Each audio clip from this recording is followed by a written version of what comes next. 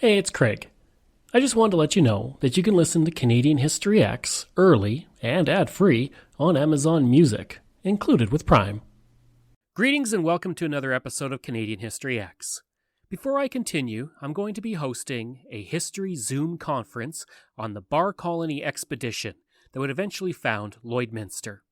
It's a very interesting story. It's a story of trials and tribulations and success, and I think you'll really enjoy it. It happens on June 29th at 2:30 p.m., and you can register for $10. Just go to my website, canadaehx.com, or email me at craig@canadaehx.com. Also, if you want to support the podcast, you can. Just go to patreon.com/canadaehx. Sass Jordan is one of our most prominent rock musicians of the past 30 years. She's a Juno Award winner. She's been the Billboard Best Female Rock Vocalist Award winner. She's done music for movie soundtracks, much more. And she's had several hits over the course of her career. I had the pleasure of interviewing Sass Jordan just a little while ago, and let's go to that interview now with the Canadian rock icon. What got you into music? Oh boy, I think it's more like what didn't get me into music. I think it's just life. I mean, really, let's see. Okay, the proper answer would be that it just seemed to be a friend when I didn't feel like I had one. So it was a way to connect with, I guess, even other people, just through the emotion of the music and the emotion of the song, or what the lyrics were saying, or the energy of the person singing. All I ever heard before the age of about 9 or 10 years old was classical music, interestingly enough, because my parents were into classical music and they never listened to anything else. And my brother and I hadn't discovered that you could turn the dial on the radio and something different would come out until then. What was it like to see yourself on something like Much Music for the first time?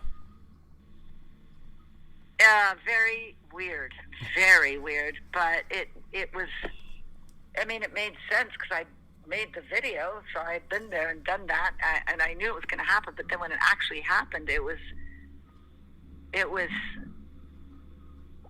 odd. Sorry, I'm looking for the right words.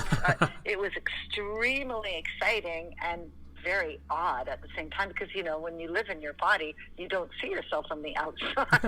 And now everybody sees them, everybody's on video or what have you now, but back then, which would have been like 1989, it was still pretty, nobody had cell phones yet, so it was a little bit more unusual to see yourself on film.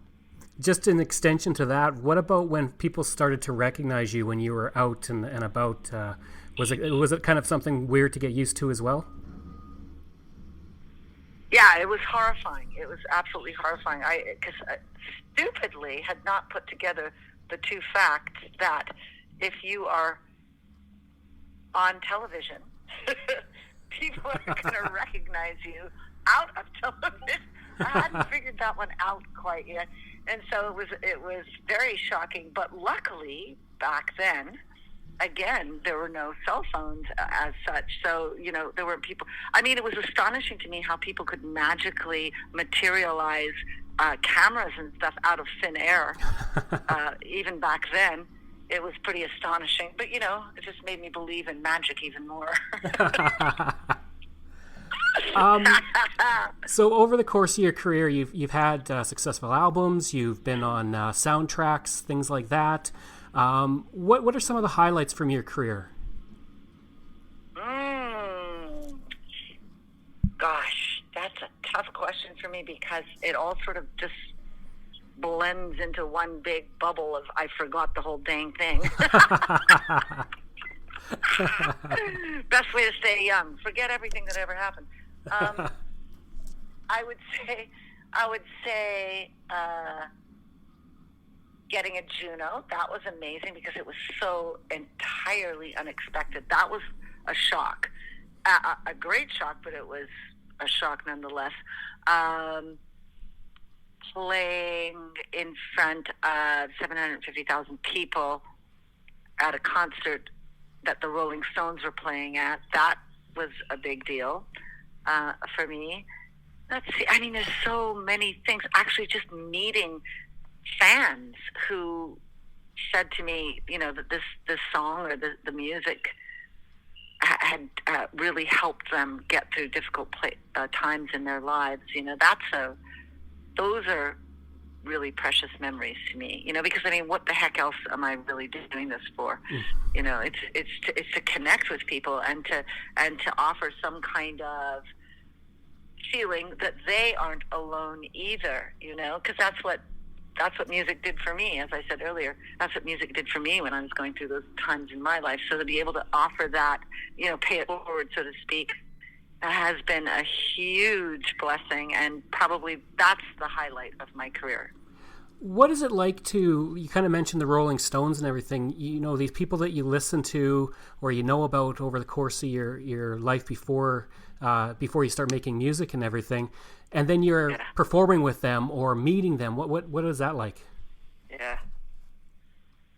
Surreal. It's absolutely surreal, and it's happened to me on numerous occasions. I've been lucky enough to be around people that I grew up listening to, that I thought were just the most amazing thing in the world. But the most fascinating thing about the whole thing is that everybody is just a human in the end. It's everybody is basically on the same playing field, regardless of money, fame, or what have you, power, worldly seeming power. It doesn't really seem to make a difference in the end. In the end, you're a human being going through whatever you go through, and that was the most shocking, in a way, thing that I discovered through the years, is that people are people, no matter what they are. No matter what. Yeah. When you look at Canadian music, we often get overshadowed by America or the United Kingdom. But, with the band and Neil Young and, all the way up to today, what do you feel sets Canadian music apart?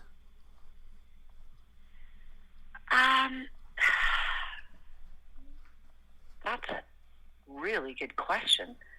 And I say that because I can't think of an answer right off. A lot of the biggest Canadian music stars, people don't realize are Canadian half the time.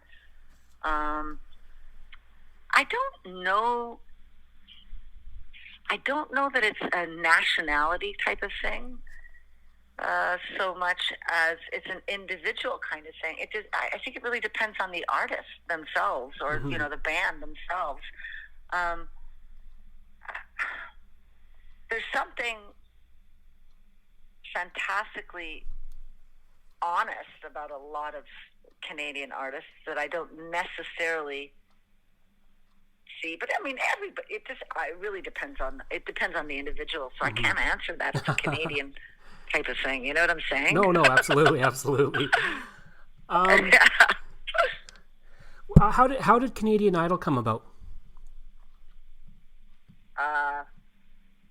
Well, I was asked to audition for this television show that was going to be made, and I'd been asked to audition.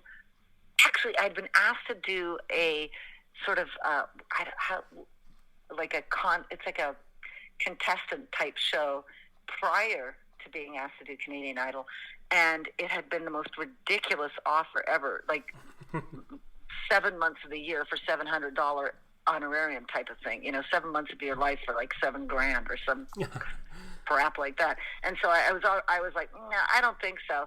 When my agent called me, I just said, nah, I don't want to do that. That sounds silly.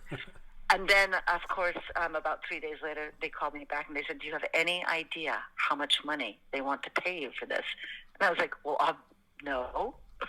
Why? And then they told me, and I was like, what time do I need to be there? And that's how it started.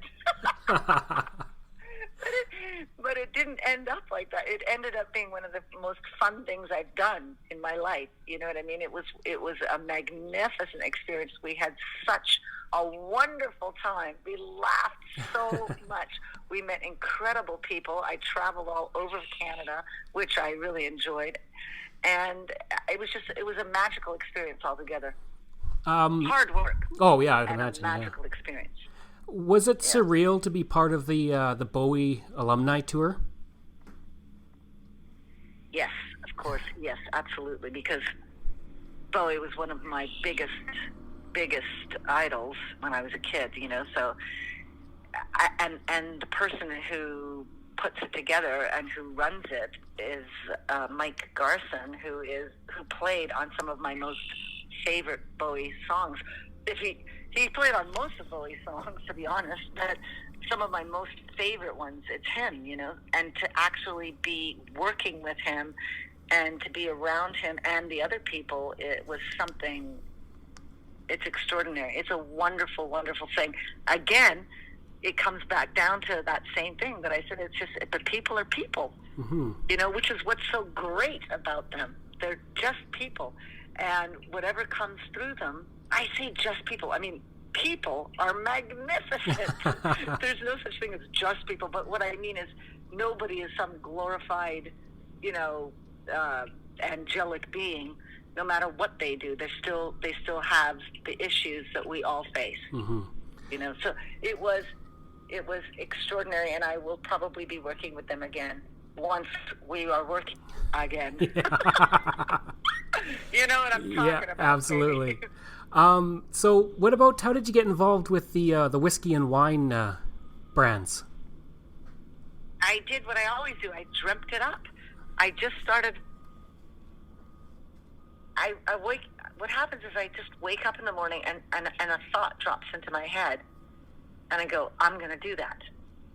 And then somehow, back to that old word that I love so much, magically, things just seem, I reach out and things just seem to fall into place. And by the way, when they don't, to me, I take that as a sign that I'm not supposed to be doing that it's not coming from the right place.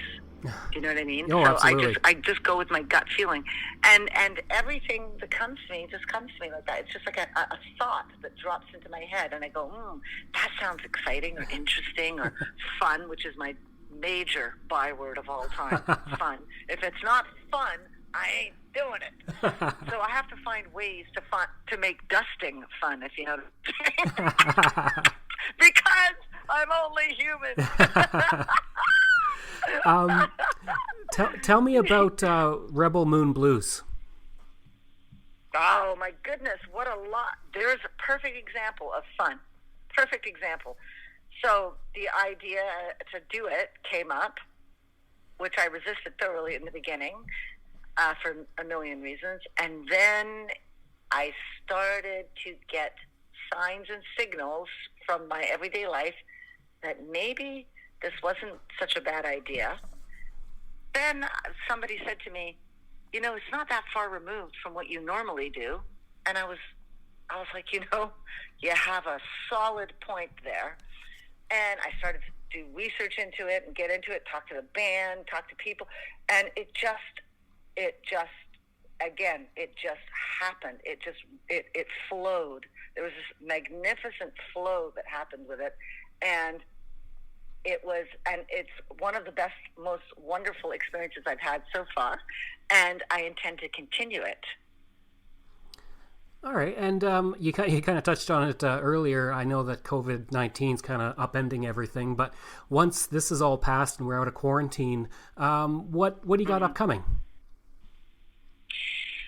Well, I have to get my whiskey on the shelves. That's the first thing. Well, it's not the first thing. That's one of the things. I've got shows that have been, all the shows most of the shows that I had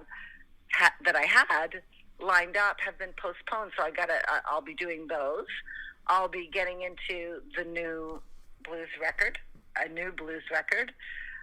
and all variety of fascinating and interesting things that I don't want to talk about yet and jinx them. Makes sense. You know how it is. I do. I know, absolutely. I hope you enjoyed that episode of Canadian History X, and if you did, you can leave a rating and review. You can reach me at craig@canadaehx.com, and you can find hundreds of articles on Canada's history at canadaehx.com. Thanks, and we'll see you again next time.